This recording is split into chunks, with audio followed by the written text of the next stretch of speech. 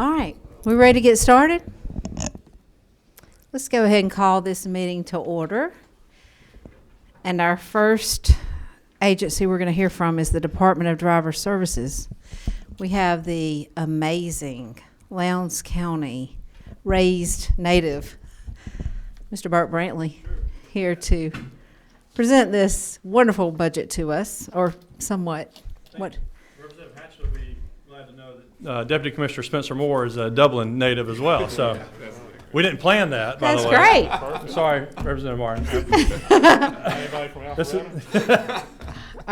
Oh, come on, Representative Martin. Before we Chairman. get started, and I'll want to answer that and tell him I appreciate him being here, but before he gets started on the matters at hand, I was wondering, he is a good Twitter guy with the Georgia things. I just wondered if he knew that anybody besides Lane Kiffin could get fired from a job he quit. Well, when you're in jobs like these, you want to be careful not to say things about other people, because it might be you one day, right? So, interesting development yesterday, for sure. We really appreciate the chance to be here today. We've got a number of slides that I'll go through pretty quickly, and if you guys have questions, we're glad to answer those. The first slide is really just a basic DDS overview. Wanted to give you a little bit of update on a couple of things. First of all, in FY 2016, we had 4.2 million customers come through our centers. That's about a 10 to 12% increase over 2015. So a lot of folks coming through to see us, which is great, and we're glad to see them. But the demands on our centers continue to increase, and we've got some strategies that we're looking at to help those that we're going to cover. We're up to 1,003 team members now, counting full-time, part-time, contractors, temps, and our motorcycle coaches as well. And that in FY17 total annual operating budget is right at just over 70 million, so 70,500,000. One number that I point out when I go to these, to really anything and talking about DDS, is the 330,000 CDL holders that we have. That continues to be a big part of what we do. We're good?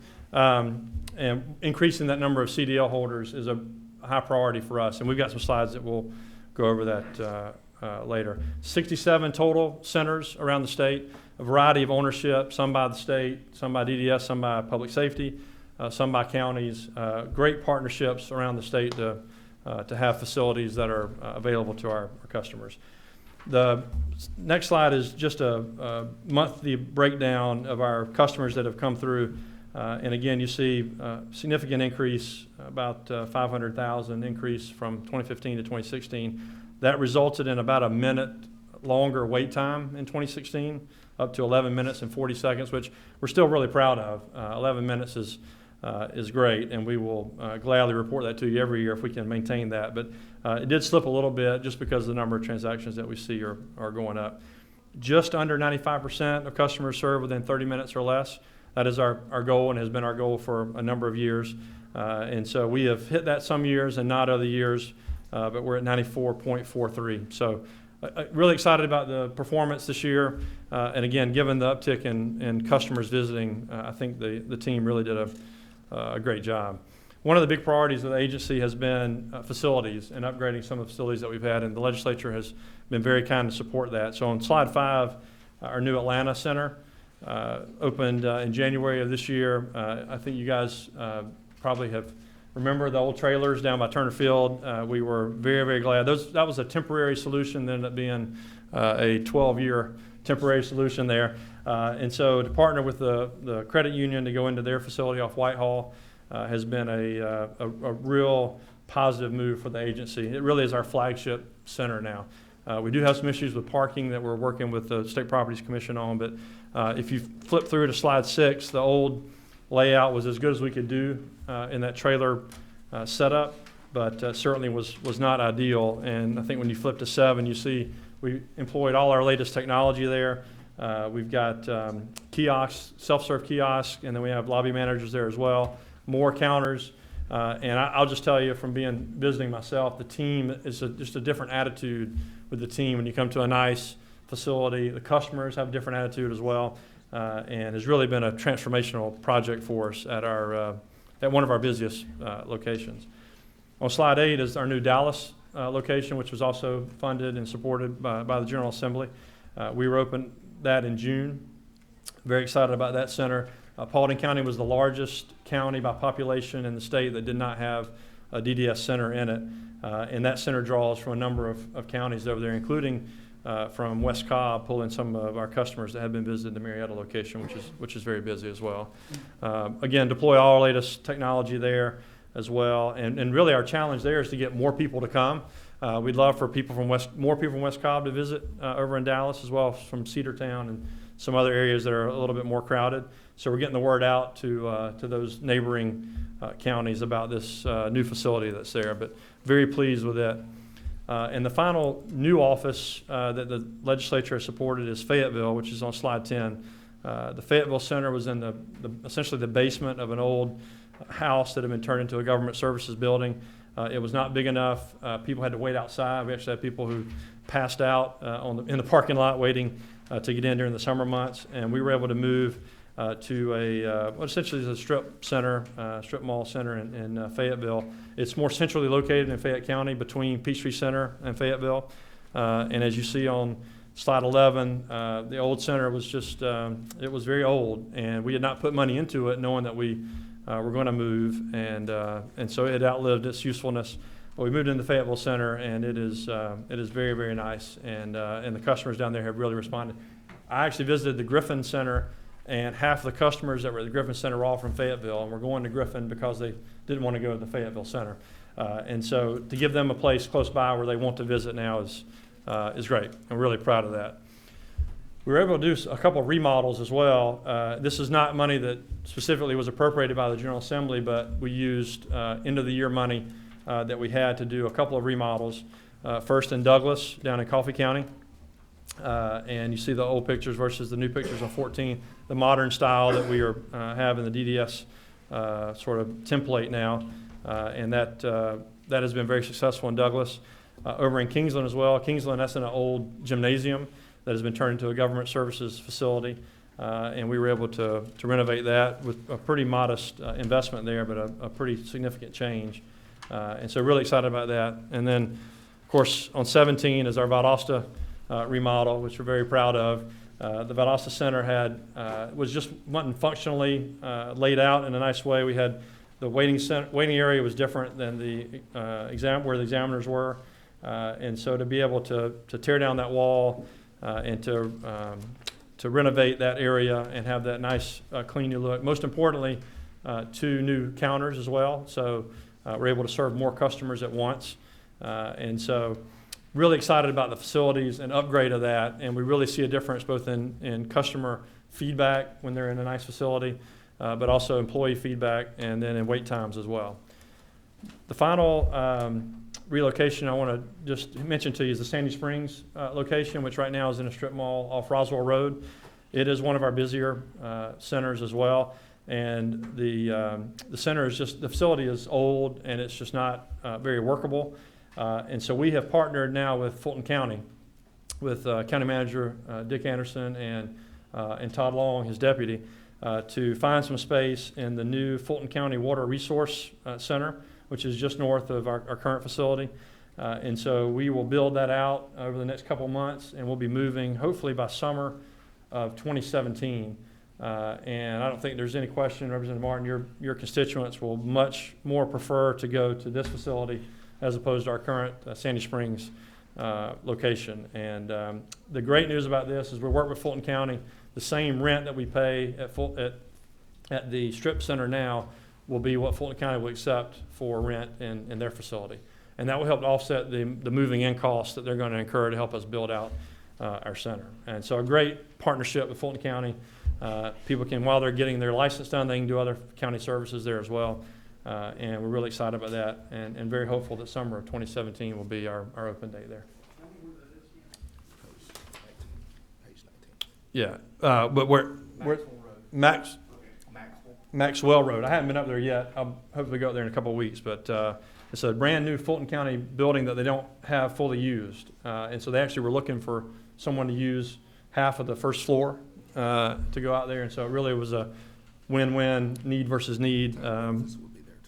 Tag office will be there, so you can come get your tag renewed And on your birthday, if your license is up as well, you can go over there as well. So really excited about that. It will be a much better facility for your constituents to visit. On page 21, I wanted to just briefly talk to you about our law enforcement group.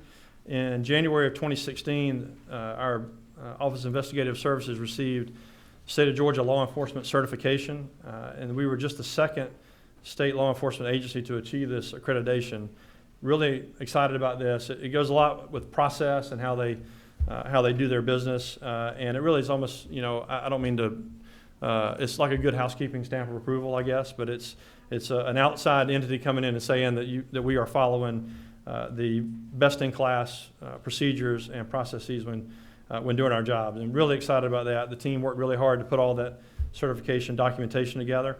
Of course, this happened before I started, so this was under the former commissioner, but really a great achievement for them to get this certification.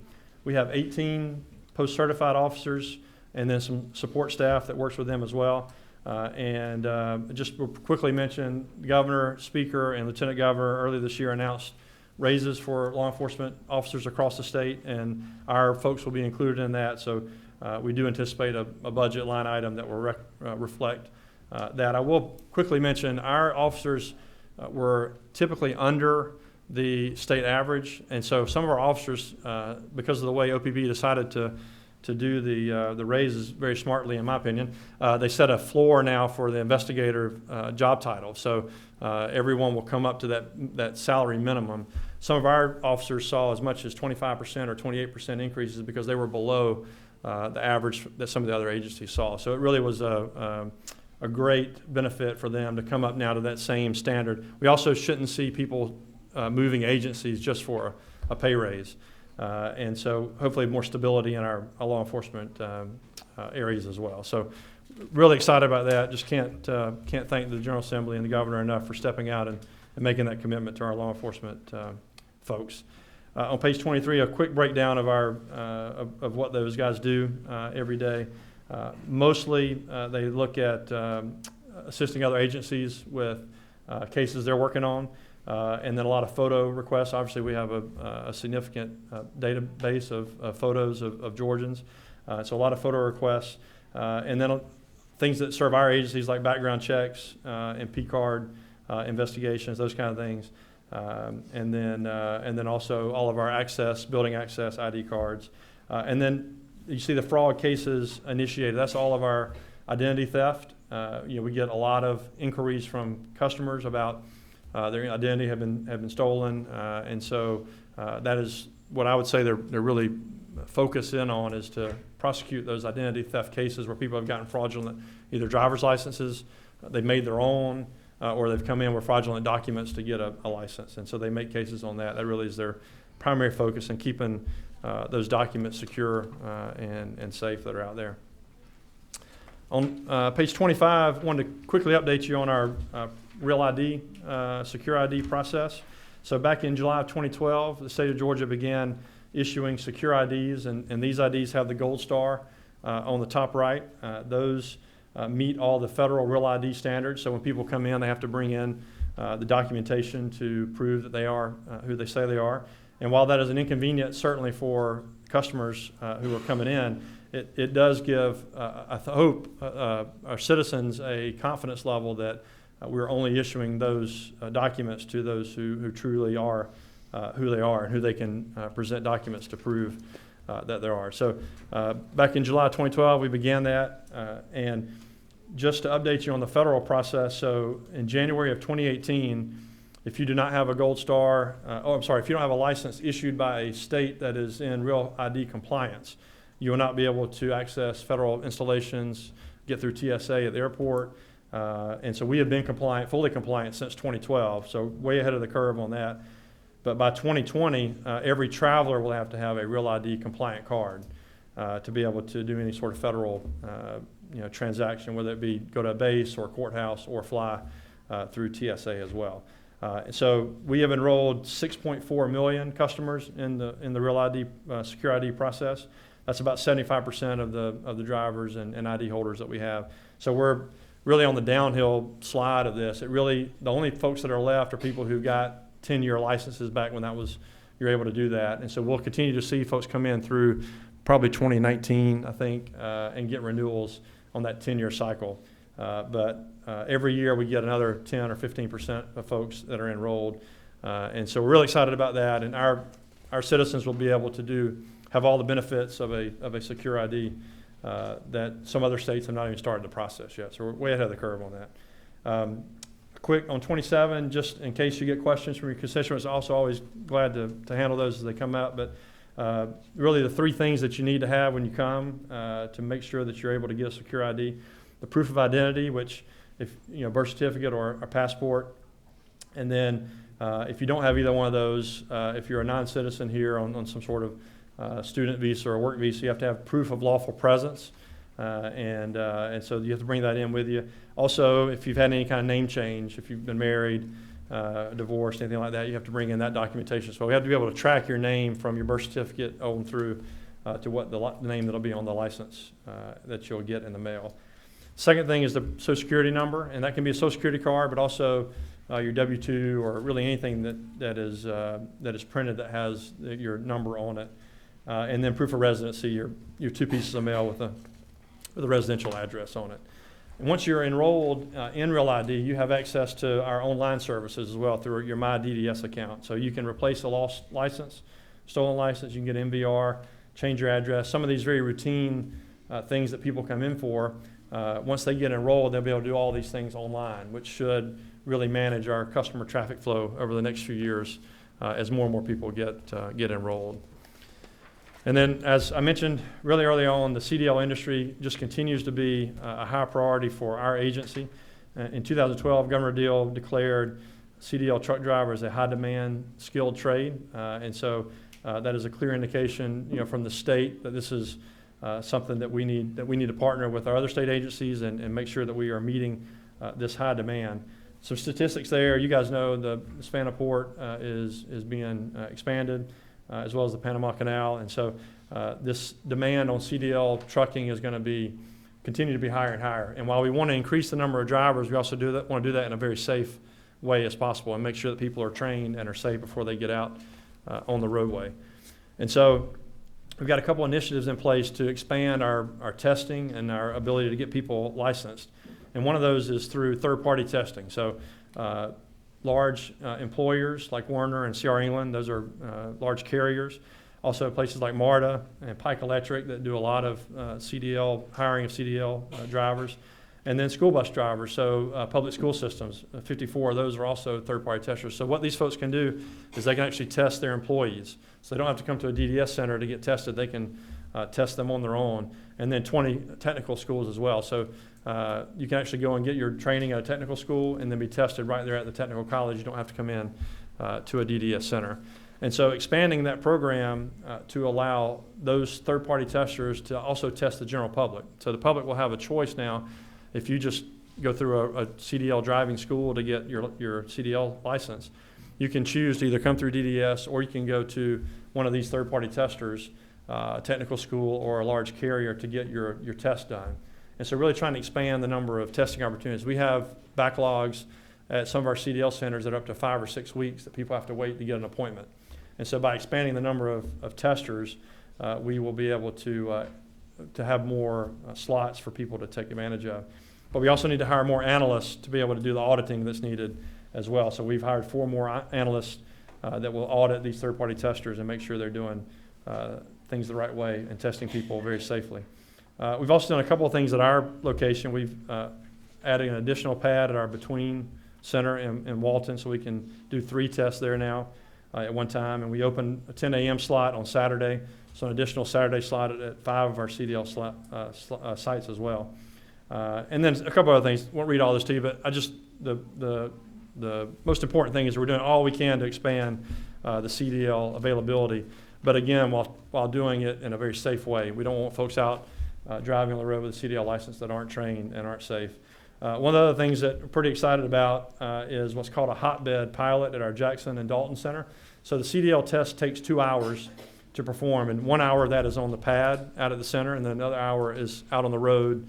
And what we're doing is we're actually having, instead of booking a 2-hour slot on the pad, we're booking those in 1 hour slots so that the 1 hour can be spent on the pad. When that examiner leaves to go out on the roadway, we can immediately start another test on the pad and get essentially double the amount of tests in through a day. So essentially we're booking appointments every hour instead of every 2 hours. And we started that at both Jackson and Dalton. And of course we have to have additional examiners to be able to do that, but both of the pilots so far have been successful. And so we're going to do this for a little while, but if we feel like this is something that can be mirrored throughout the state, then we can do that at all 9 sites and essentially double our capacity to test CDL drivers. So the last piece of my presentation today is just on our legislative proposals for the year that are coming up. And one of them, the first one on page 35, will have a significant budget savings. Right now, when someone comes in, the Georgia law states they have to surrender their old license. We issue them a paper interim license for them to keep. That interim is good for 45 days while we mail them their permanent license that's issued from a central issuance facility. As we talk to our sister agencies around the country, most states have gone away from this because of counterfeit concerns with paper documents. We've also heard that TSA will, if you have a paper document, will pull you out of line and send you through additional screening if you have that paper license. So the paper interim is really not serving the purpose that it originally was intended to serve. And so by allowing folks to keep their old license and stamping expired on it, and then printing out essentially an 8.5 by 11 sheet of paper that they will keep with them until their new license arrives. They'll be able to use that expired license to vote, to go through TSA, to do all the things that photo ID lets you do. But then we will mail their new license to them, and then that will become their license of record at that point. And the stamp that we looked at in Virginia actually is a hole punch that says expired. So you stamp it expired, so it's very clear. And you can't tamper with it, but it is very clearly stamped expired, punched expired, and so that won't be any good moving forward once you get your regular license in the mail, and that will save us about $2 million a year in printing those interim paper documents, because that is a securely designed paper that we pay a vendor to give us. So we'll be asking the legislature to consider that this year, and we're looking forward to discussing it more with you. Yes, sir. Thank you. What is the purpose of the delay now? Is it security reasons that you're doing more research? Okay. Right. So the hard license is issued from a central facility, and so when we issue the paper license, it then goes through additional fraud detection and security measures to then be printed at that central facility and mailed out to the customer. And that's pretty standard around the country. On the old days, you did over-the-counter issuance, but most states are going to central issuance now. So we're continuing to learn from other states. This would not take effect until 2018 to give us time to program the system and do all that. So it's not a quick fix at all.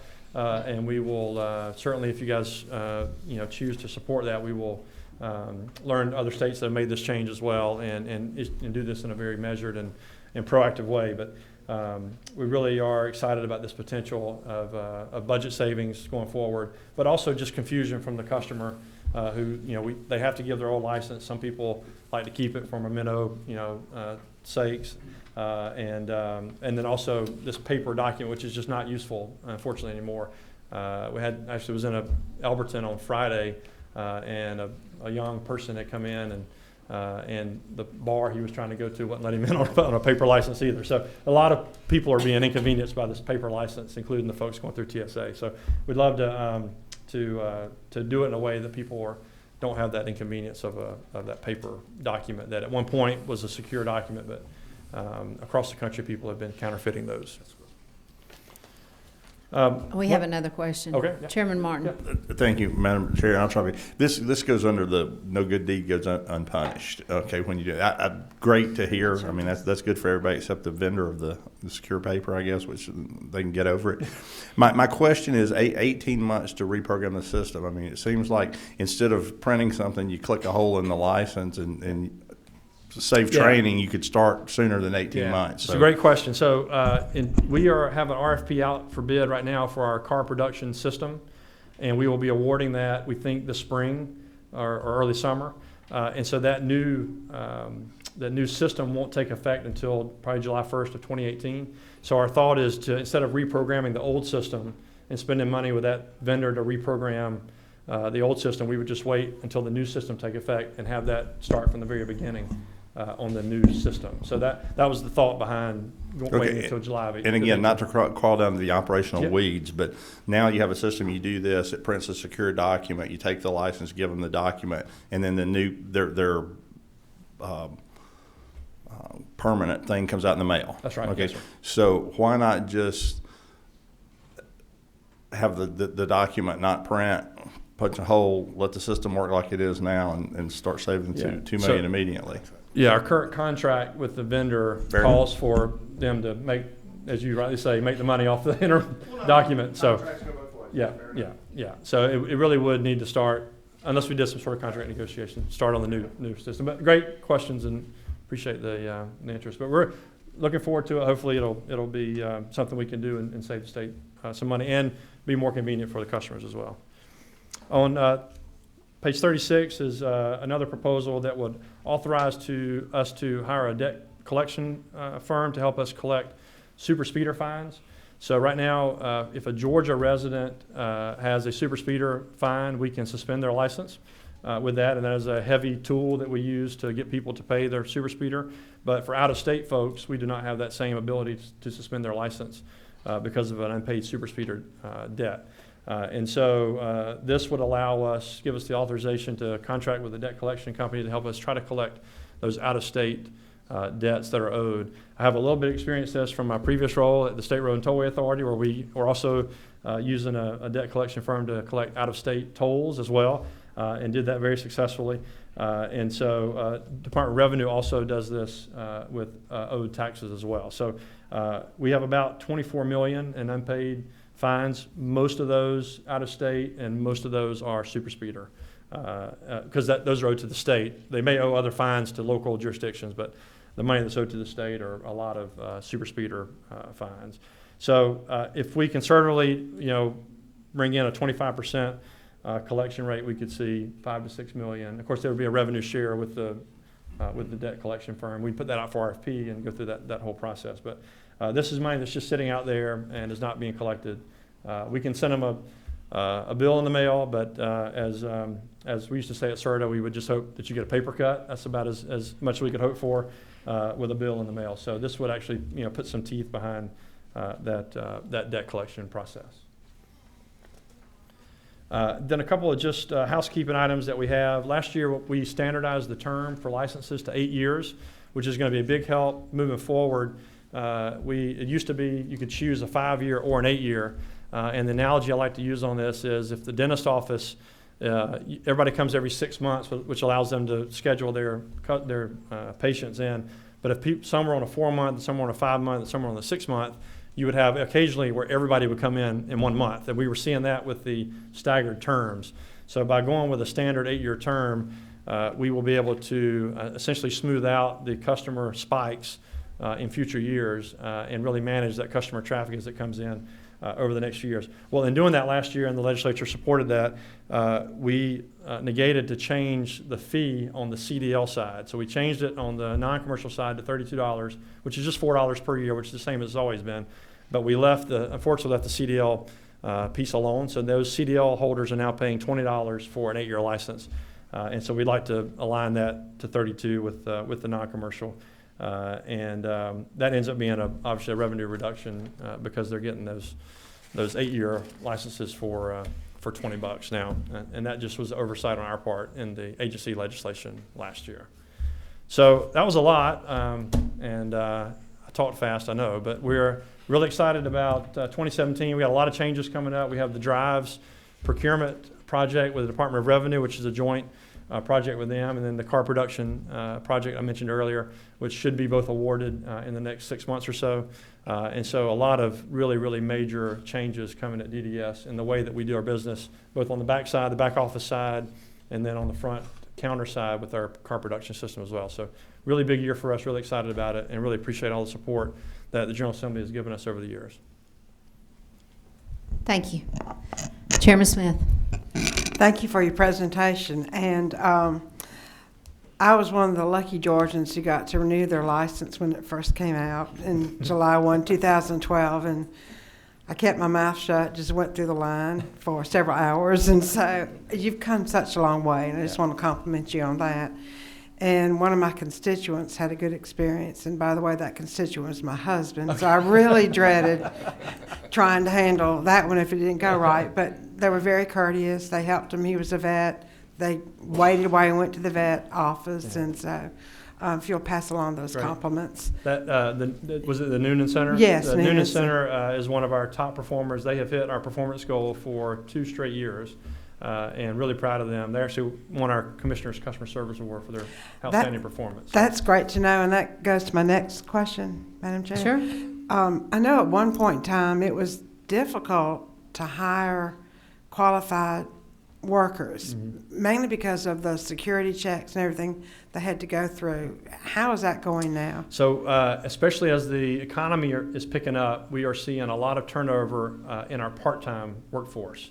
Matter of fact, the turnover that we're seeing is about 110%. So we're actually more than one person per year in that part-time workforce. And they're frankly able to go to racetrack or other retail establishments and make more than they would make with us for our part-time. So most of our employees start in a part-time in the centers. They're part-time, and they shift to full-time as there are full-time positions open. We will, I think, in the next year or so, we'll be talking to OPB and then probably coming and talking to you about reducing the part-time slots that we have and increasing the full-time slots, because our full-time workforce is much more stable. But this part-time workforce worked really well when the economy was down. And that Real ID, that initial push where we had the long lines, it worked really, really well.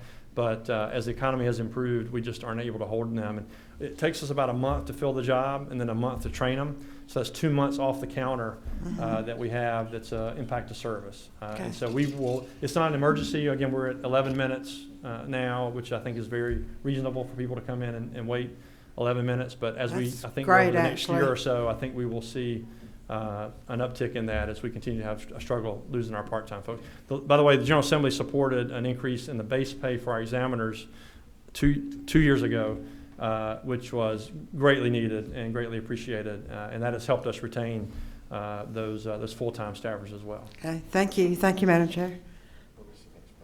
It's Chairman Martin. 22,000 for a beginning full-time person. Real brief, Madam Chair. I know you're ready to move on. I think you can renew, if you lose your license, I believe if you're properly set up in your system, you can renew that online.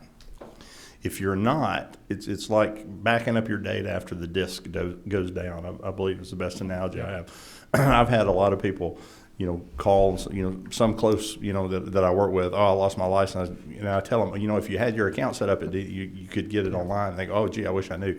I wish there was some way, and I think we talked about it a little bit last year. I wish there was some way we could get that message out further. I know there are people that are adverse to giving, having an account set up and passwords and something safe. But I just think that would save you guys a lot of time, the state a lot of money, because if you could do it online, you might knock a minute or two off your wait time without and still get the same amount of stuff. If there's anything we can do to help you with that, let us know. Well, I personally attend Rotary meetings, and we talk about this a lot. You're exactly right. That is the nail on the head. I mean, if we can get people to use those online services, and so once you're enrolled in Real ID, you have the ability to do that. Actually, about 26% of our customers have online accounts, which I was surprised when I came to DES to hear that it was that high. We've got 2.5 million people that have accounts, which is awesome.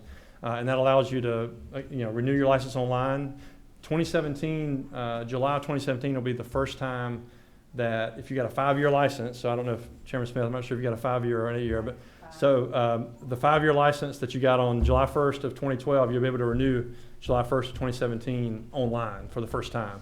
So we are absolutely planning a public awareness program to remind people that they can do that online, and it'll be a huge benefit if they can do that and not have to come to the center. They can completely do that transaction online, pay online, and we'll mail them their credential online. Representative Dickey. Oh, thank you, Madam Chairman.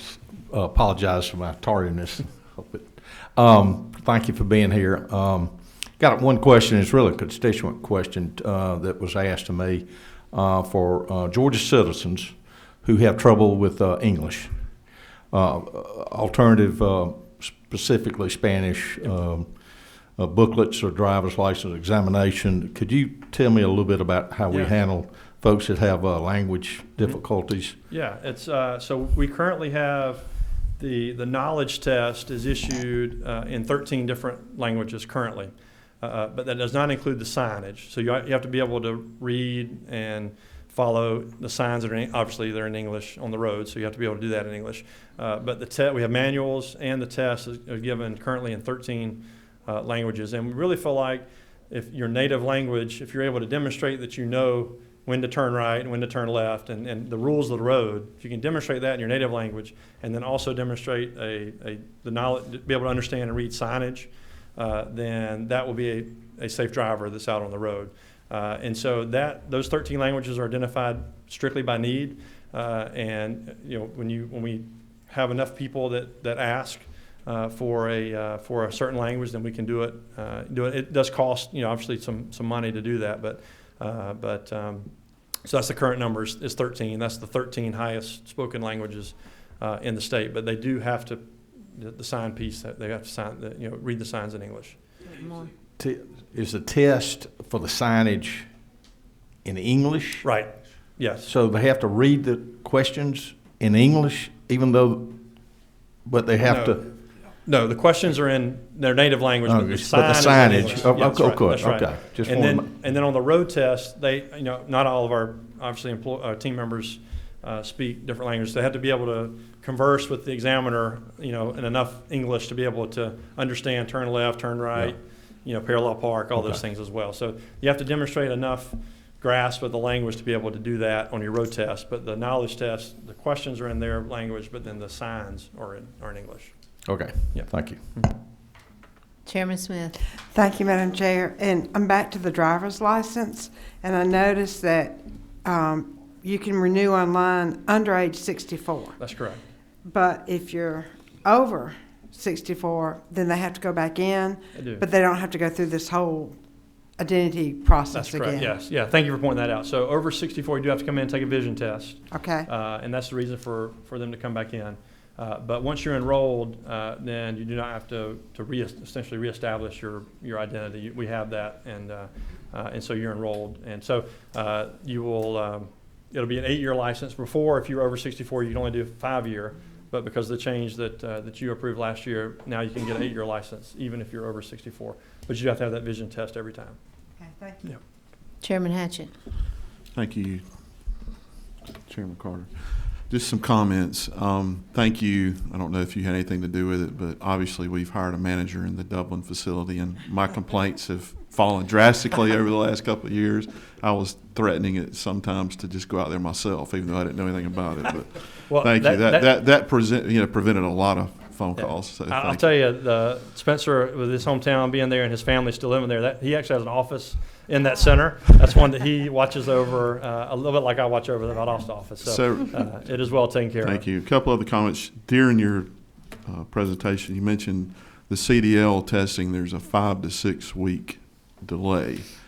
And I hope is there a plan to reduce that and make it less, because we'd hate to keep people from doing that just because they're having to wait. So a couple of things. So first of all, that's the extreme. That's our Jackson and Dalton locations, which are the ones that are most. If you go to Albany or Brunswick, you can get an appointment within a day or two. Okay. So that is at the extreme. But the hotbed pilot that I talked about earlier, which is essentially maximizing the use of the pavement that's out there, and instead of only having one appointment every 2 hours, we can have 2 appointments every 2 hours. That seems to be working and seems to be workable for our examiners. So that will double the amount of slots at those 2 centers if that pilot continues to work very well. And then just opening up the third party, the technical schools to be able to test not only their students but also the general public. So if you were getting your CDL training, you could choose to go to a technical school and get tested there, or the DDS location, whichever one worked best for you. And our board in December approved some rules It's $50 at our center to get tested, but the tech schools are going to be able to charge $100, and so that will enable them to hire staff on to do more testing, and we'll give you a choice. If you can pay $100 to get tested, hopefully sooner, or if you can wait, if it's not as urgent for you, you can wait and come to the DDS location that's closest to you as well. And so, yes, there's a number of things in process to try to expand the number of testing slots that are available for the general public. The big concern with that long of a backlog is if you've gone through training and then, like anything, you wait 5 or 6 weeks to get tested, there's a reduction in your retention of knowledge, right, and skills. And that's really the big piece. And the pass rate is pretty low from folks who wait that long. And so if we can test them quicker, they will be more likely to pass, more up on their skills, and then they won't retest either. So you get the cycle of them having to come back and retest when they fail after waiting 5 or 6 weeks. So it is a huge priority of ours, and we are working on it, and we'll be glad to come back and update you as we continue to work on it. One final comment. You cut me off. One final comment. You seem very customer, service oriented, and I hope y'all continue that push. And I know that you've built, you've got some of these new offices, and your employees' morale has probably gone up because they're working in some nice working conditions. I just hope that you continue to work to make these offices filled with more make them so that it's not like one of our big box retailers that I won't say their name that have 40 checkout counters and 2 people working, and you have to wait for an hour to check out. So I just hope you're got an 11-minute turnaround. I hope you continue to try to make it even better where it's practical. So. Well, and I would be remiss if I didn't say that the support of the governor and this legislature to give the agency the resources for technology and people are the reason why we made so much strides. And then previous commissioners, Greg Dozier and Rob Michael, I'm just coming in on the tail end of this and reaping the benefits of their hard work, but everybody's pulled together and really addressed what is a sore point for a number of years. We had 4-hour waits, and I was in a center the other day and a guy brought a book to read and was disappointed they only got a couple pages into his book, and he had taken half the day off because he thought it was going to take that long. And you see movies and TV and the DMV and all this kind of stuff, so we really get a chance every day to surprise that customer that comes in thinking they're going to have an awful experience. And if we can do it quickly and friendly and efficiently, then they walk out, surprised, and you guys hopefully get less complaints as well, which is great as well. So, but it's only because you guys have supported the agency over the years. All right, I have a quick question. How many facilities do you think at this point are in need of remodeling? Well, getting 6 done last year was a huge. I think it was more than we anticipated being able to get done. I can off the top of my head list 6 or 7 that are in really bad shape. But the investment that we made over the past year or 2 has really addressed some of the really big ones and the really needed ones. Really what's happened is we've done some of the high volume ones that we really needed help on. Some of the ones we have outstanding now are really some of our low volume ones. So it's not urgent. I can't come to you and say that like Swainsboro, for example, which is attached to a state patrol post, which is not great at all. The facility's not, but they're only seeing 150 a week or something down there. So they're just open 2 days a week. So it's hard for me to ask for a lot of money to renovate a center that only sees 100, 150 customers in a week. So Atlanta, Marietta, Kennesaw, Dallas, some of these really large volume centers that we've been able to replace and renovate has really gotten us, I think, to the point where we're in really good shape. And but there's 6 or 7 that we have, and what we've done, and my experience with other agencies and working with the budget, I asked our folks to essentially come up with a list, a little bit like the regents and technical schools have, where it's our priority list. And as we click one off, we just move all the other ones up the list. And so we've been able to tick off 6 or 7 of those really, really badly needed ones. And so there'll always be needs, of course, but the ones we have left are, Sandy Springs, the Fulton County one is number 1 on the list right now. But most of the other ones that we have left are really some of our are not our busier centers, and so we're really, really, really pleased about that. Really excited about it. And so I don't, like I said, there's a couple out there, and we'll be probably talking to you about those over the next couple months, but for the most part, we've caught up with the really, really high volume ones that we needed. All right. Any other questions? Okay, on a All right. personal note, I do want to say that I'm very proud of you. Oh. And even though Nelda Ryan, I'm sure, had a big hand in this, I know Lowndes County Schools was what brought you to where you are today. That's true. Very true. And the teachers at Lowndes County, for sure. Lowndes High, yes.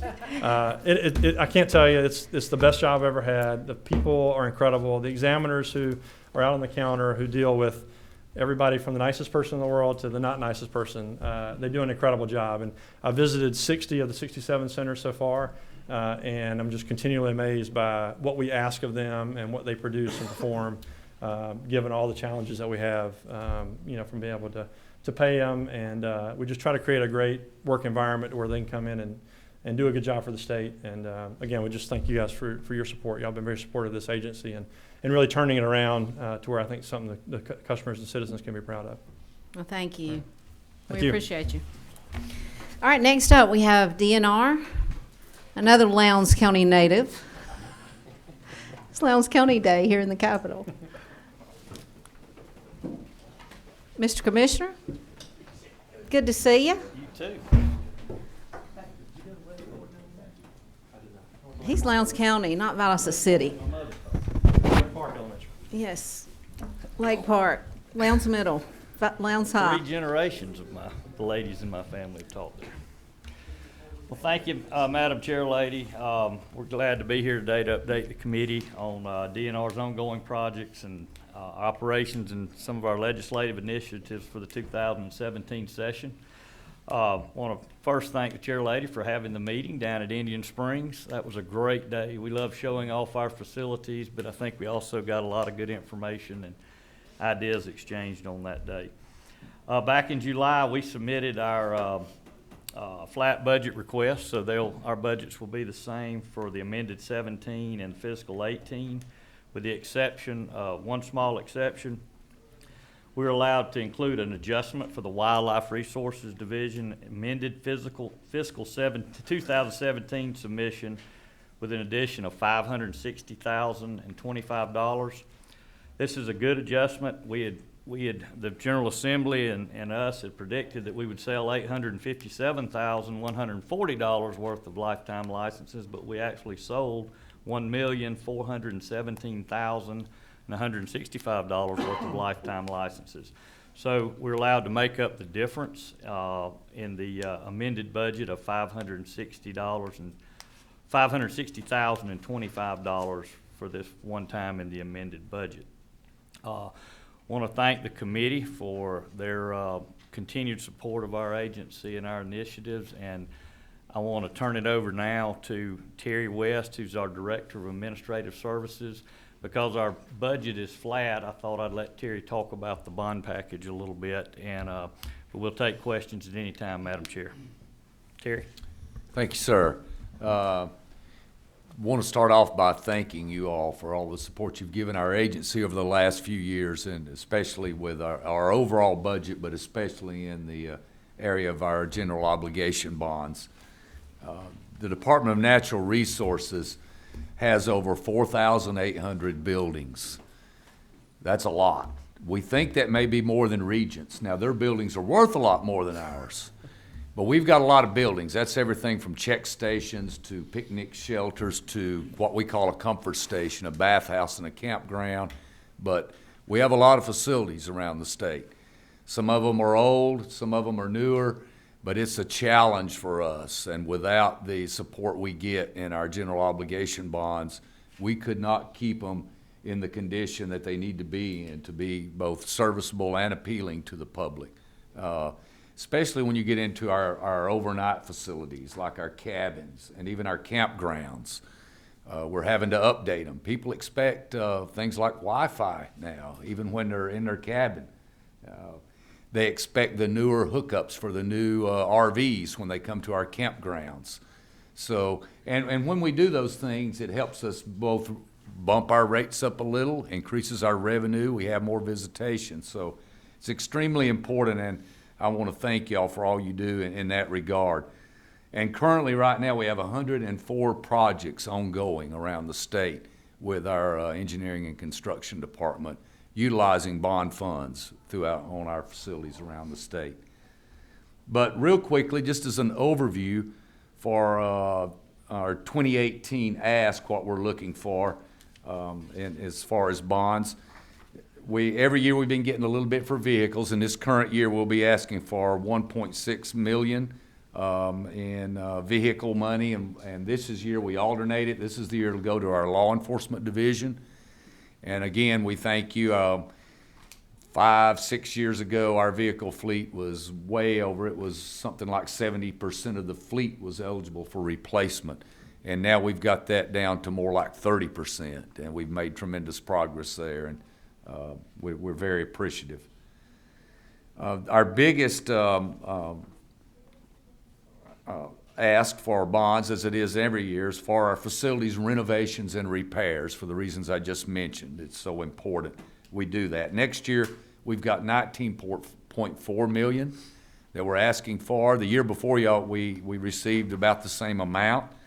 For next year, just as an example, some of those things, 4 million of it will go to our lodges that our North Georgia Mountain Authority operates, and this year's turn will be for the South Georgia ones, Lake Blacksha Resort, Little Oak Mulgee, and George T. Bagby, to renovate rooms, upgrade rooms, do a little bit of work on golf courses, work that needs done to keep those facilities upgraded.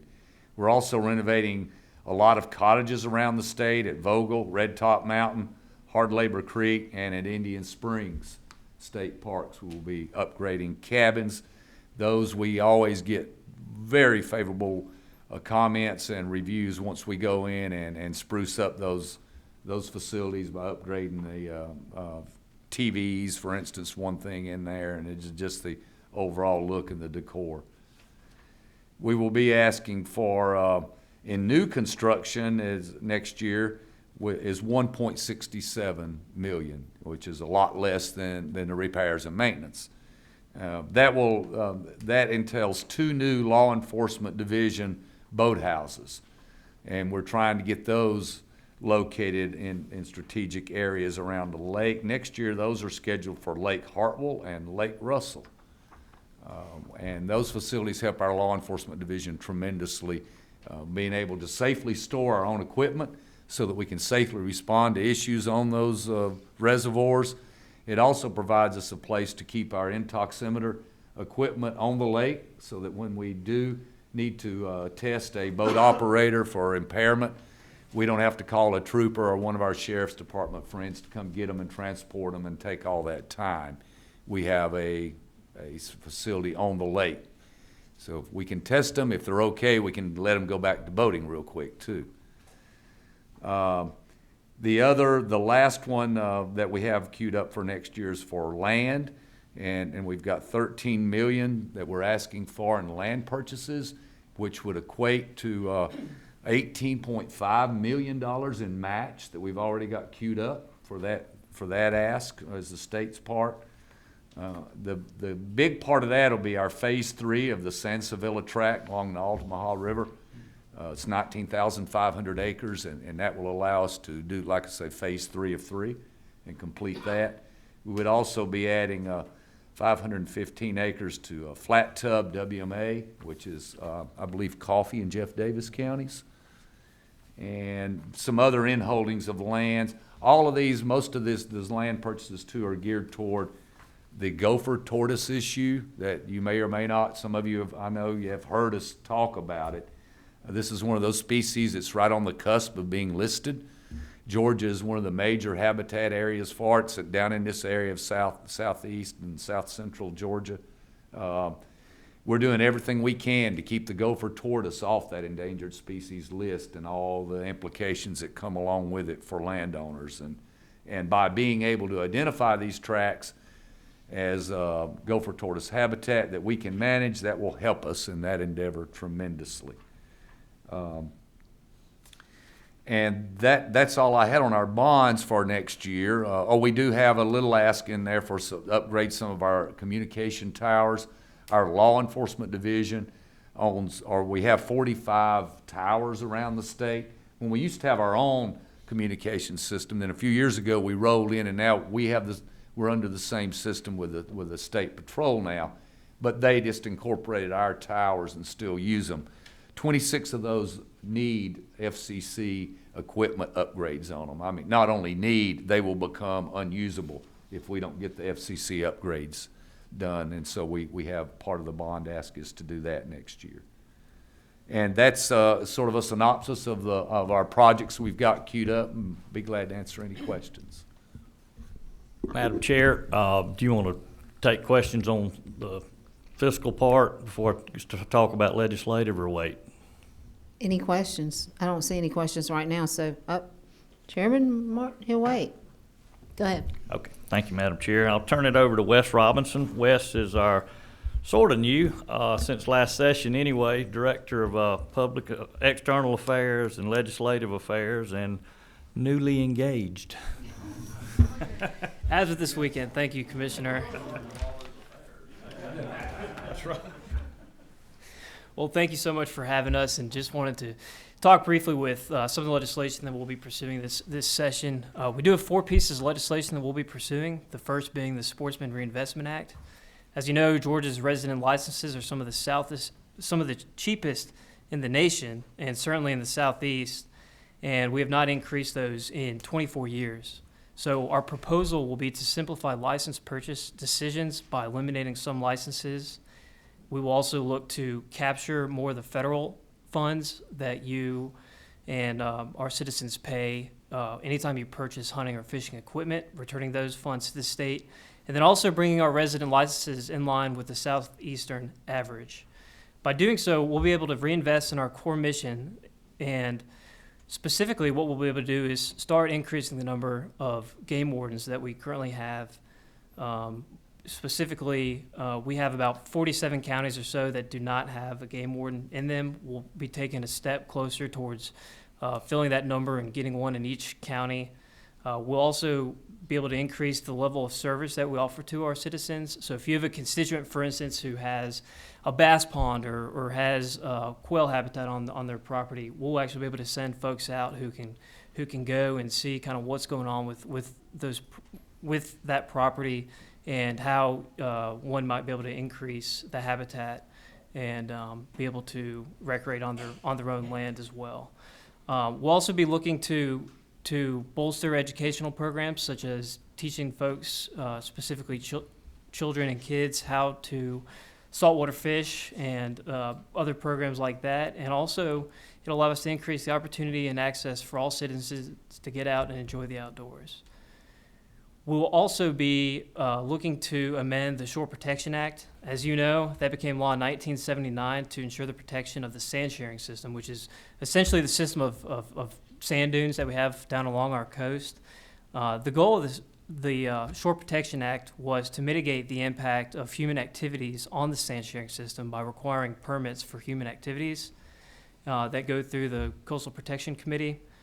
And currently, the way that jurisdiction is determined is based off of a 20-foot tall or higher native tree or structure that was built pre-1979. So as you can imagine, you have a pretty zigzag line along the coast that's not necessarily the best at getting to the intent of the Shore Protection Act. So what our proposal does is it lessens the administrative burden and also the burden on the public as well by allowing for a more streamlined process. And basically what we'll be doing is looking to amend the way that jurisdiction is established depending on the specific type of shoreline feature that exists at that particular shore area. Additionally, we'll be adding a minor activity category. So if it's just something small, for instance, that permit process will be streamlined, thereby making it less burdensome on property owners.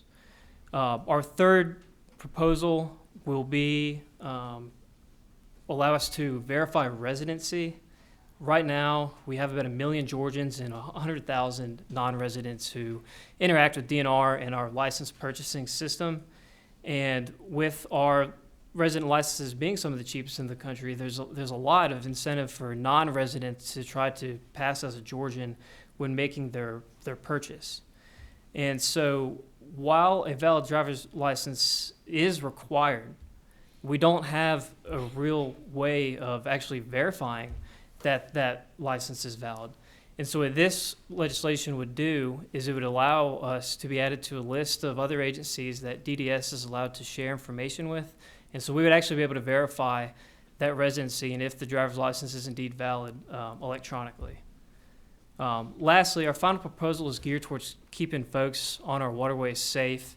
I don't know if you've ever seen them out there, but a really popular sport now is wake surfing. That's basically where you're propelled by nothing but the wake generated by the boat. There's no rope or anything. And so because this is a relatively new sport, currently they're technically exempt from having to wear a life jacket like our water skiers and tubers and so forth.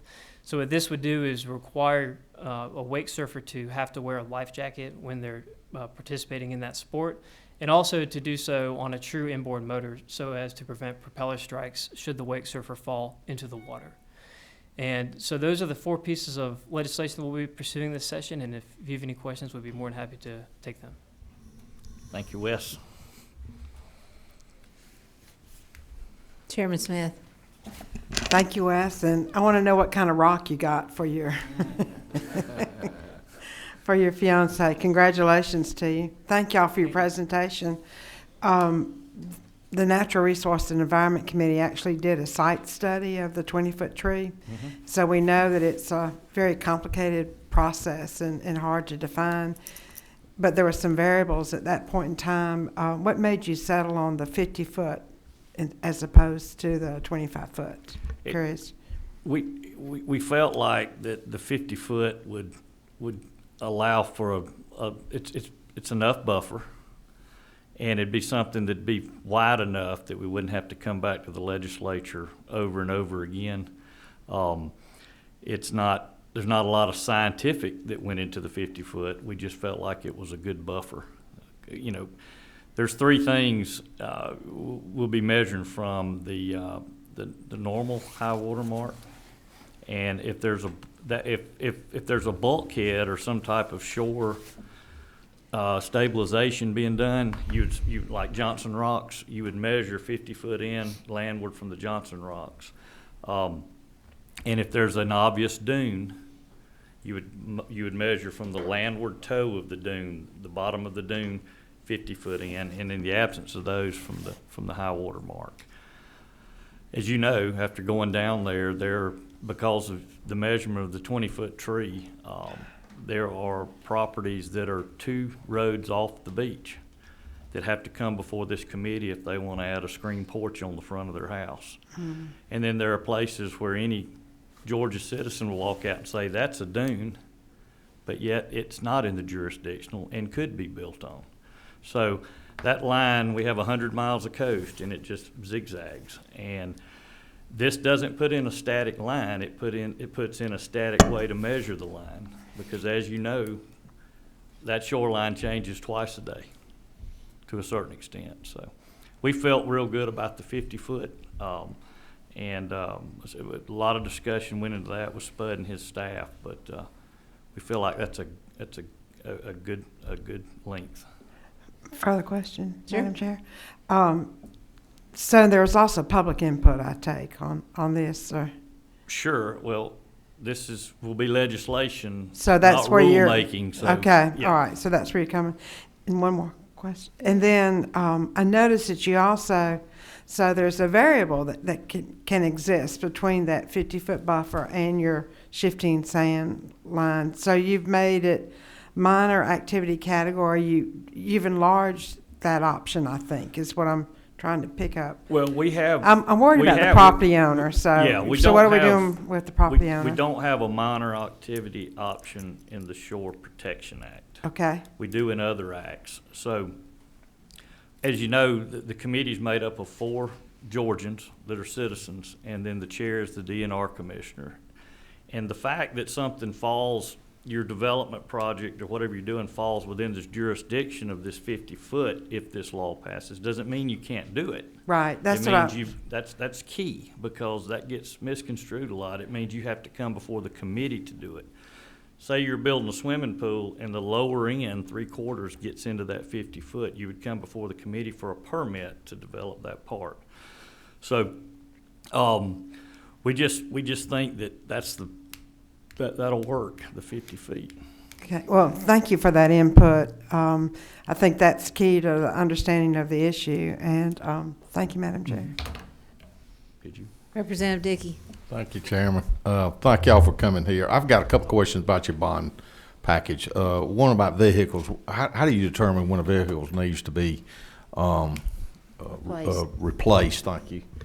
Our standards are 135,000 miles and 5 years old. I think it's either 5 or 7. It's at least 5. Okay. And at one time, we had about 70% of our fleet that met that. I got one more question. You mentioned some figure for the boathouses. What's that figure, and how many boathouses you building for that number? 2 boathouses, it was 440,000 to 220,000 each is what we're paying for the boathouses. 220,000. Well, that's what we're estimating, yeah. That's about what they're costing us. Okay.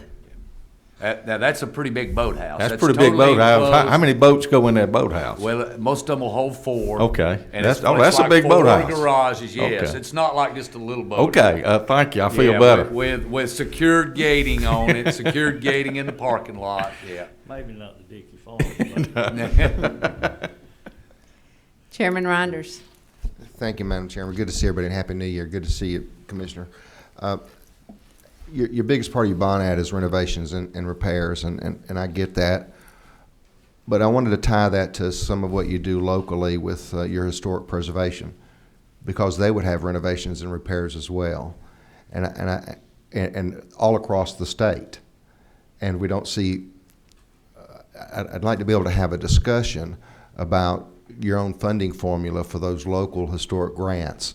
Sometimes they're 1,000 or 2,000, and they've been that level, or single-digit thousands, and they've been that level. Some of the revenue stream, I think, comes from the license plate sales. I'm going from memory now, so give me a little wiggle room. Yes, sir. Is that right? And we've seen no uptick in that. And there's a part of me that says, since it's about serving Georgians, we want to be able to maintain things with renovations and repairs. And I would hope that we would just be able to look at the local level with some of that and say, hey, is there a better way to do that so we can actually help? You know, I love you. Y'all know I do. But the local Rylander and an Americus Georgia or something like that would probably mean a lot more to a lot of folks than a boathouse somewhere else or a lodge they might not ever visit. And that's not to take anything away from that. But I just think it's imperative that we have a discussion about what can we do to help the locals in that issue. Madam Chair. Got it. Thank you. Noted. And I would just say, Chairman Reinders, that sometimes we say state parks, and we have a historic division, but a lot of our state parks are state park and historic sites. So they do receive, not specifically, I can't tell you how many dollars are going, but sometimes they're included to keep up, like Hollifield Broadfield Plantation is a good example. If I may, and only because I got in the weeds a little bit on a couple different instances, and I was just, if you got a local that's sitting there going, we're putting this much in, and the state's going, yeah, we're giving you this. Gotcha. It almost looks like we don't have an interest, and I know we do. And so I would just like to be able to look at the formula and how we do that, and heck, maybe it can be something in a bond package. Thank you. Any other questions? Okay. Thank you. Thank you. You make me proud too, Gator. Proud to call you Lowndes County. Mr. Dunn, I hope you have either you're a native of Lowndes County or have some strong roots. I'm a Guanetian. Because I am on a roll today. Gwinnett County, man. So he's a foreigner.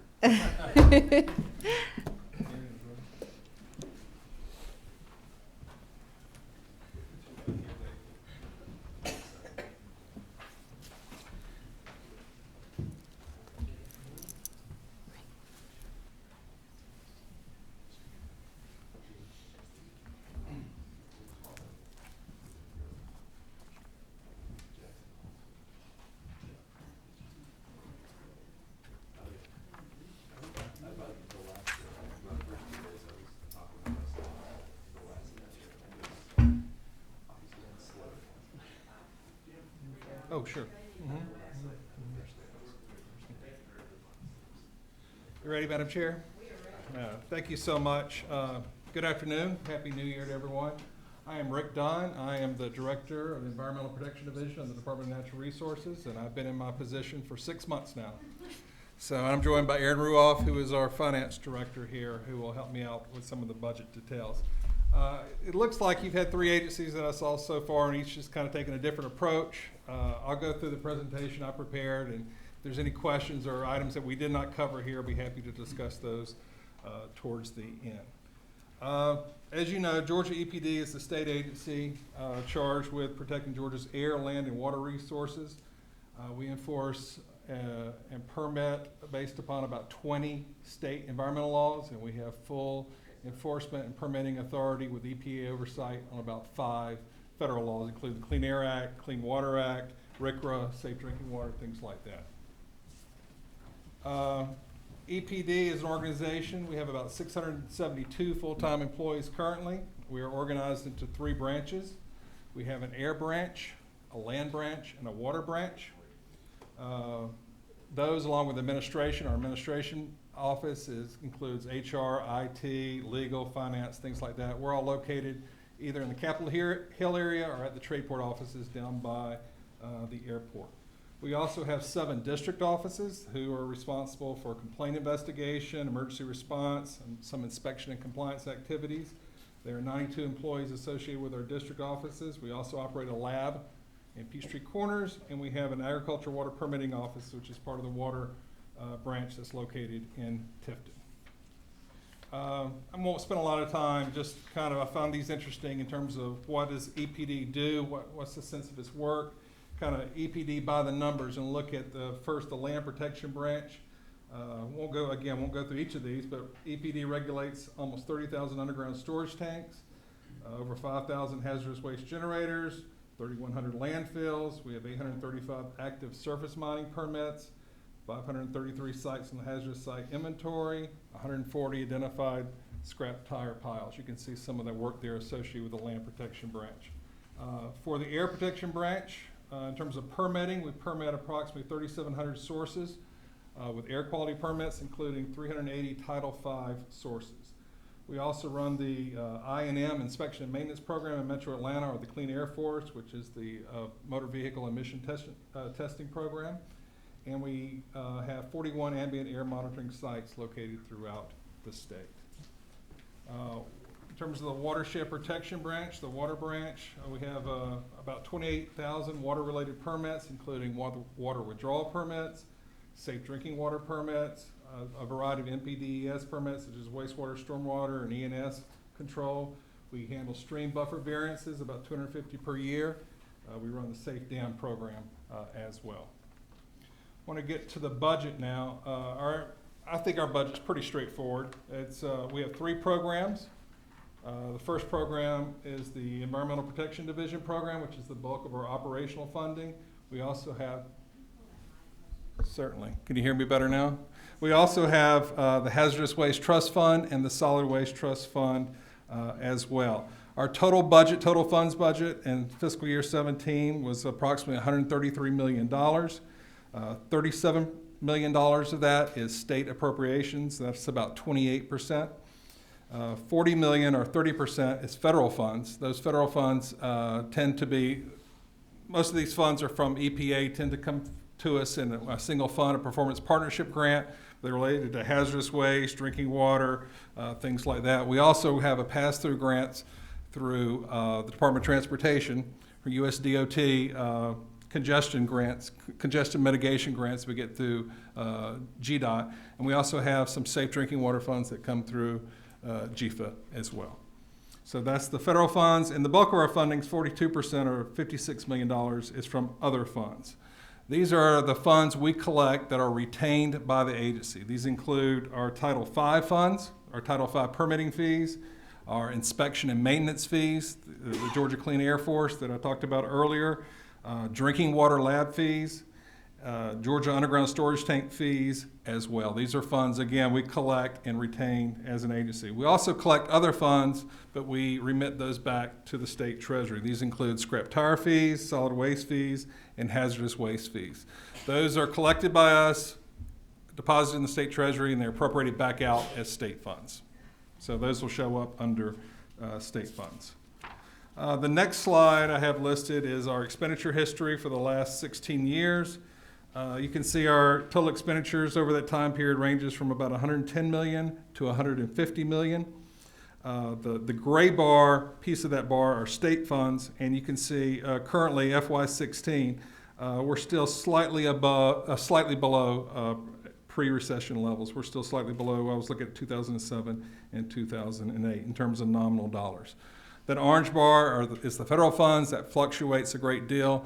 Looking back over the past couple of years, that's fluctuated primarily due to the amount of money we get from GDOT due to those congestion mitigation grants is the reason for that fluctuation there. And we use those congestion mitigation grants for largely diesel retrofits for locomotives and things like that.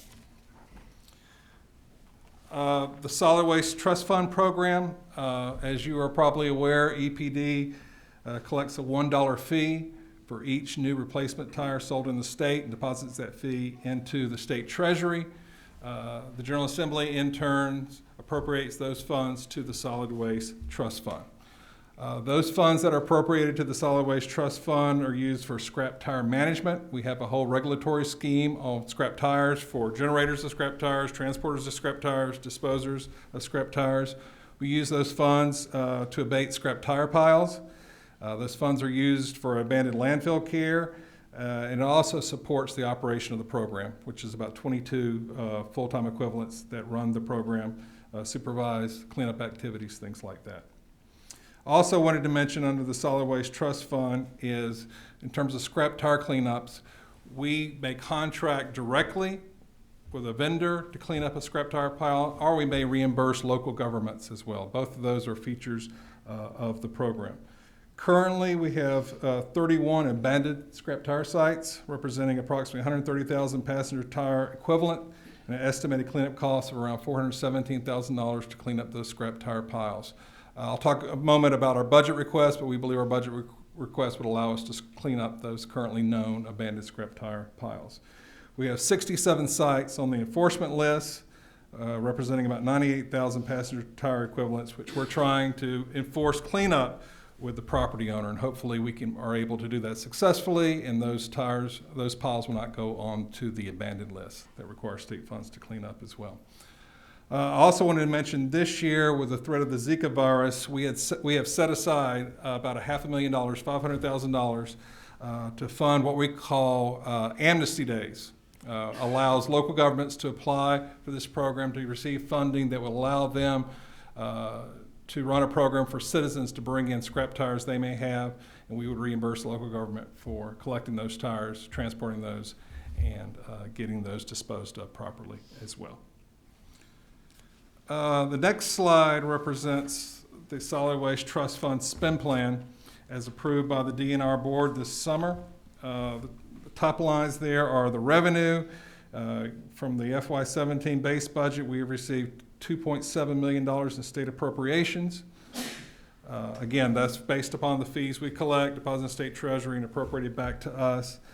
We've added to that some funds for penalties that were associated with the Solid Waste Act, and we also carried over about $163,000 from last year, which leaves a total revenue of just slightly above $3 million. Below that, you'll see the spend plan. This first set of lines largely has to do with administration of the program, including the $1.6 million for those 22 staff I mentioned before to cover the personal service costs. And also you see the last line down there is the money we have allocated for scrap tire abatement. Again, that's the $500,000 Amnesty Day program I talked about, as well as $417,000 we're using to clean up our known scrap tire piles as well. And so that is the Solid Waste Trust Fund spend plan. The next slide is, we get asked about this all the time, it's just the comparison of Solid Waste Trust Fund collections and appropriations. I just want to mention that historically, going back to the beginning of the establishment of the trust fund, is about 62% of prior year collections that are ultimately appropriated to EPD. And we believe this act comes up for reauthorization in 2019, is that correct? I believe going forward, $3 million will be sufficient enough in an annual appropriation to operate this fund efficiently. Again, the third and final program was the Hazardous Waste Trust Fund program. The Hazardous Waste Trust Fund program there's really three fund sources that go into that. One is the solid waste fees we collect on tipping fees. It's 75 cents per ton on tipping fees that goes to the state. We collect and deposit into the state treasury. We also have fees on companies that generate, manage, and store hazardous waste and substances that we collect and deposit into the state treasury. And we also have civil penalties on a variety of environmental laws that we collect and also deposit those into the state treasury. Those are deposited in the state treasury just like the Solid Waste Trust Fund. The General Assembly then appropriates state funds to the program that we could use to carry out the purposes of the fund. The purposes of the fund, what we use the fund's proceeds to do is the bulk of the funding is to investigate and clean up sites where releases where the party or the parties responsible for the contamination are either unwilling or unable to clean up the site on their own. There's also a piece in the Hazardous Waste Trust Fund law that requires us to set aside a certain amount of funds based upon a formula to reimburse local governments for the investigation and cleanup of leaking municipal landfills. We also use the fund to provide emergency response, oversight of private party cleanups, and to administer the program as well. The program maintains the HSI, or the Hazardous Site Inventory, which is a list of all sites in the state with known or suspected release of a hazardous substance that has not been cleaned up. The number of sites on the HSI currently is 533 sites. The number of HSI orphan sites, those are sites that are on the HSI where no owner can be, a responsible party can be identified, is 66, and the estimated cleanup cost for those 65, the estimated cleanup cost for those 65 sites is approximately $54 million. Now, what we do as an agency, we look at the number of orphan sites, those 65 sites, and we prioritize those sites, and we seek funding to clean up those sites, and I'll talk about that in just a moment. The next slide is our proposed spend plan.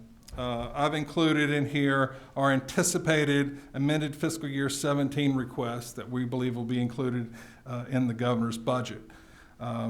First, on the revenue side, we're carrying forward $4.3 million from last year. A lot of that is funds that have been allocated but not yet obligated.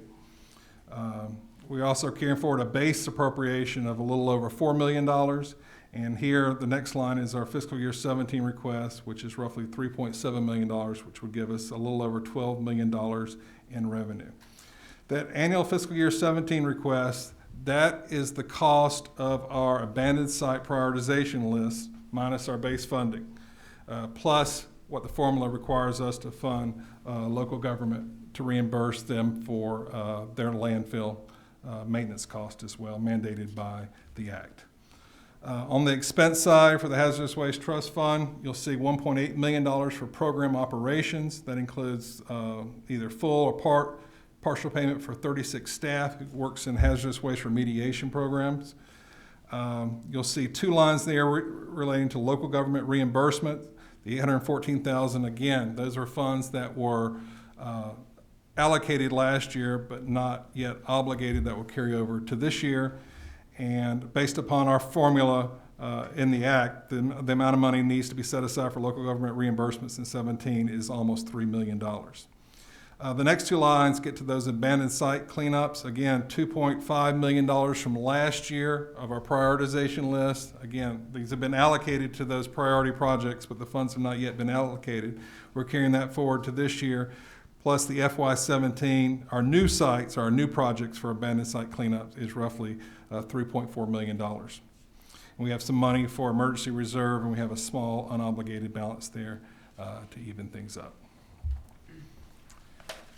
The $3.4 million for abandoned site cleanups that we're seeking funding in the amended 17 is listed here in this slide. I won't go through each one. Some of these you've seen before. A number of these sites have received funding in prior years. I will say for all but one of these sites, we believe that the funding we're seeking this year should allow us to clean up these sites completely and eventually get them off of the hazardous site inventory. The only exception would be the AgriCycle up in Talmo, Georgia, Jackson County. We have requested $1.8 million to begin cleaning up that site, but again, we believe the ultimate cost will be closer to $5 million. But those were our priorities from those 65 abandoned sites that we want to address in the amended budget. The next slide, again, same slide as before, showing hazardous waste trust fund collections and appropriations. Historically, appropriations have been about 61% of the funds collected. I will note that with the fiscal amended request that is talked about, our total requests will be closer to $12 million, which is considerably higher than it's been in recent years. Madam Chair, if it's okay, I'll just mention, I know we spent some time together in Athens. Chairman Smith and yourself, we talked about a lot of issues. I'll just mention for the full committee, two issues I think that have financial implications. One is our recently adopted CCR rule, or coal combustion residual rules, or coal ash rules, that was adopted by the DNR board in October.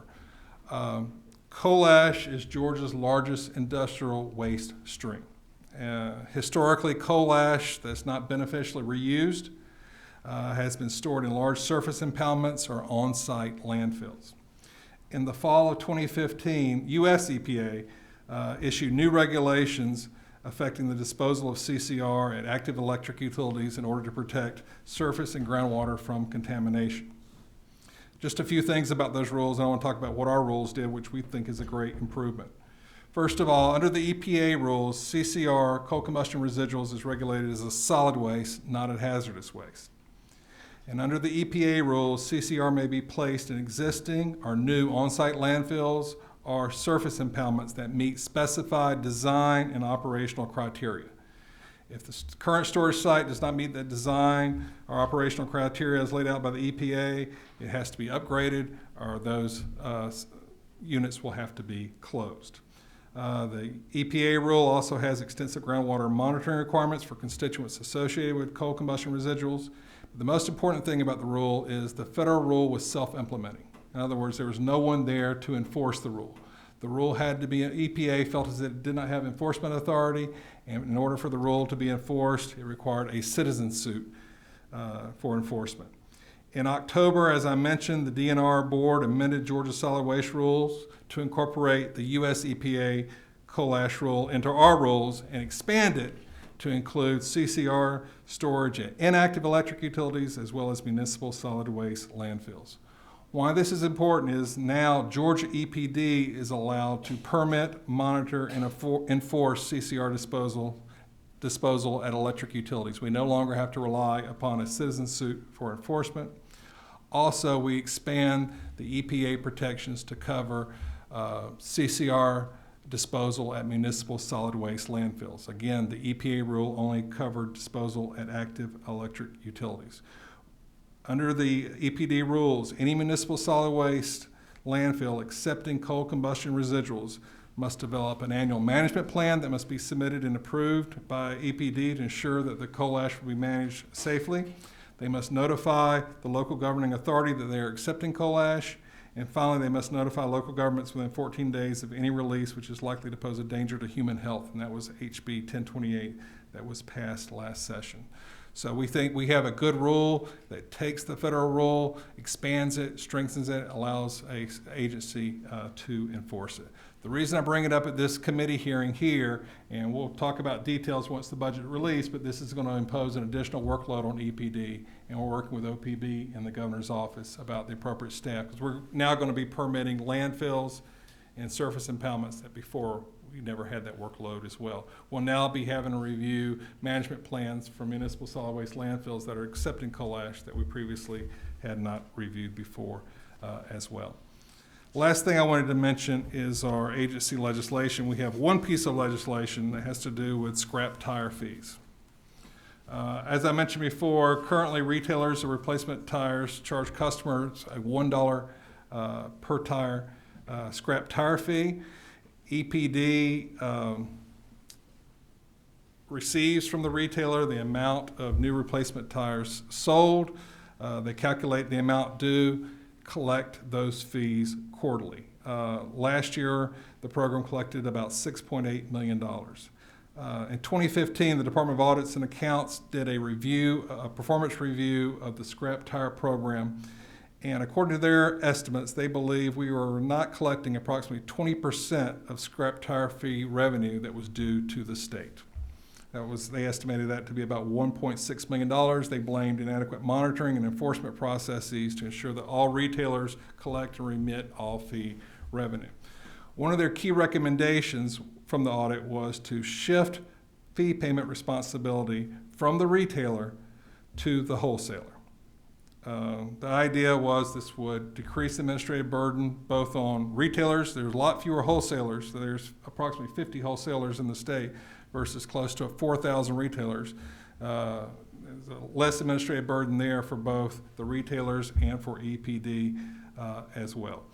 We have no problems with this recommendation, but to do so will require revisions to the Act. So as part of our sole piece of legislation that will be seeking support for is to transition the collection of that fee from the retailer to the wholesaler. And again, based upon that 2015 audit. Madam Chair, we will be happy to answer any questions, but those are the remarks we prepared. We do have a few questions. Sure. Chairman Smith. Thank you, Madam Chair, and thank you for your presentation. You are now a senior member of this. You've been here, what, 6 months? I can no longer use an excuse, so I'm the new guy. So, Well, thank you for this, and thank you for spending some time going into the expenditures that the state will be making with the Hazardous Waste Trust Fund and the Solid Waste Trust Fund. It's been concern of legislators and citizens we represent. So you pretty much are making an effort to clear the board of any of these outstanding problems. So. Absolutely, and we believe, again, going over our current base budget for the Solid Waste Trust Fund and our amended budget for the Hazardous Waste Trust Fund, we believe those appropriations will be sufficient for what we need to do this year. Follow up? Certainly. Could you explain a little bit how the brownfield legislation helps with some of the cleanup of our hazardous waste sites? Well, certainly the brownfield program takes cleanup from the abandoned sites away from state responsibility and puts it on a private party where they take responsibility for cleaning up contamination. We give them, upon cleanup, once the cleanup meets certain standards, either residential or commercial standards, we will give them a limitation of liability, which allows them to go forward and develop that land, put those properties back into productive use. But that is a program that takes responsibility out of the trust fund and gives an incentive for private developers to clean up on their own, where they can get a limitation of liability. They can also get local tax breaks and put that land back to productive use. So essentially a win-win for Absolutely. the state and for Absolutely. local governments and citizens. Absolutely. Okay, thank you very much. Chairman Martin. Thank you, Madam Chair. I'll be brief because I've kind of beat this horse over the years. I really think we need to get to the point of budgeting or keeping, you use the term lockbox, whatever you want to, the money that is collected in the Solid Waste Trust Fund and, I'm sorry? Well, there's two, right? The hazardous waste and the solid waste, the tires, to keep those up, because I hope you're wrong, but I hope I'm wrong, but I'm guessing you're going to have a long pull to get all the money you want to clean up those sites this year. We won't deal with that until we see it come out of the second floor, but it's a bigger number than you've got, and there's always a competition for money. But I look at your chart here, and the gray lines are always taller than the red line. So if we go back and calculate that, fees we've put in place, this legislature did before we were here, all the way back in your graph to 93, I'm just going to eyeball that and say that's probably $50–60 million that's been collected more than we've budgeted. So I'm hard pressed to see how we can't budget them what they need to clean up these sites because the money's been collected. Or adjust the revenue side. Well, that's what I'm saying. Just the Right. revenue. I'm just talking about the revenue that has been collected from this in both of those funds. So, that's what we said when we were going to. That's a collective we. The Georgia legislature said when these fees were implemented, and I think it's really important that we do that. And while I know we're not going to bifurcate every fund out of the general fund budget, you can't do that unless it's a constitutional question. I'm not suggesting we do that. I think we have computers now and these great things that can track money. I think it would be really good for us to track that, Madam Chair, to know what the sinking fund looks like, because you don't need it every year. If you don't have a need, there's no need to allocate it. But when there comes this need, I hope this year that you can get the dollars that you need to do that. That said, there's the high side. The questioning side is, it seems like we have a lot of people, we're 22 people to administer a smaller amount of money now. I won't get into that today, but I hope you are, and I know you're new, and just pay the people that you need. Comparison between 22 and 33. Right. 33 are more allocated. There's only partial expenses for those employees. Okay. Just to always watch the expenses. It's not our money. It belongs to the folks that send us. One last comment, on the trust fund. The state has a tremendous, I don't know the term, premium risk of, you collect this money, but what if you have a site that costs a lot more than the money you collect? I mean, the state has to carry that risk year to year to year. If you collect X amount, if you collect $25 million, you have a site that costs $40 million to clean up, the state has to step up. So even though it doesn't allocate perhaps the full amount every year, it's carrying that risk from year to year to year. We're on the exact same page. I wish we would keep, and then we can, if we looked at your lines here and we did the arithmetic, we could look at that and say, hey, we've got this sinking fund that has $50 million in it. Mm-hmm. My point is, your ask is larger than normal. Right. I have no idea what the governor's office and the Office of Planning and Budget is going to do with it, when numbers come in. But I hope we look at the fact that this is what that money's collected for, and we get it to apply it. And I appreciate you bringing to the fact that you don't need every dollar that comes in every year. That's a great way to look at it, that we keep it for that situation we hope never arises, but we, on the other hand, know sometime it will. Thank you, Madam Chair. Representative Dickey. Thank you, Madam Chair. Appreciate coming here today, and I really appreciate you going to Athens the other week with Chairman Smith's thing for the coal ash and several other things. Very informative. So appreciate the good job you do. One small question: the tire fee, Yes, sir. $1 on new tires. Do replacement tires. How would you collect it for online retailers? I know a lot of people are buying tires online, get them directly shipped to them, and then get them mounted. Have we got a solution to that? Representative Dickey, I'm sure we do. Off the top of my head, I cannot think of what the solution would be, but I'm hoping we are tracking that, and no one would decide to go online to avoid a perhaps $4 fee. But we'll certainly look at that. I wouldn't think they'd do that for the $4, but I just know as many people now are going online to shop for many things, and so I guess the sales tax would not be on it as well as it is. I mean, just sitting here thinking about it, it's interesting. An online retailer doesn't have the responsibility to dispose of those. Exactly. So I'm all that's playing into what I'm worried about is if that grows, then you're going to see a lot more abandoned tires. And I've got lots of property that gets abandoned tires every year, and so I just think we need to be thinking for solutions to that. I apologize not knowing the answer specifically. We'll get those answers. That's all. Just a heads up and see if we can do something like that. Thank you very much. Any other questions by committee members? Well, thank you. Thank you very much. Appreciate your We time. look forward to working with you. We do too. Thank you. Anyone have anything to say before we adjourn this meeting? All right, meeting adjourned. What number are you, 26? Yeah, can the lady tell me how that football thing went down there this year? Really, really well. I just thought you might want to mention that. The hometown folks did okay. Yeah, we're proud of our Wildcats. Thank you. Meeting adjourned.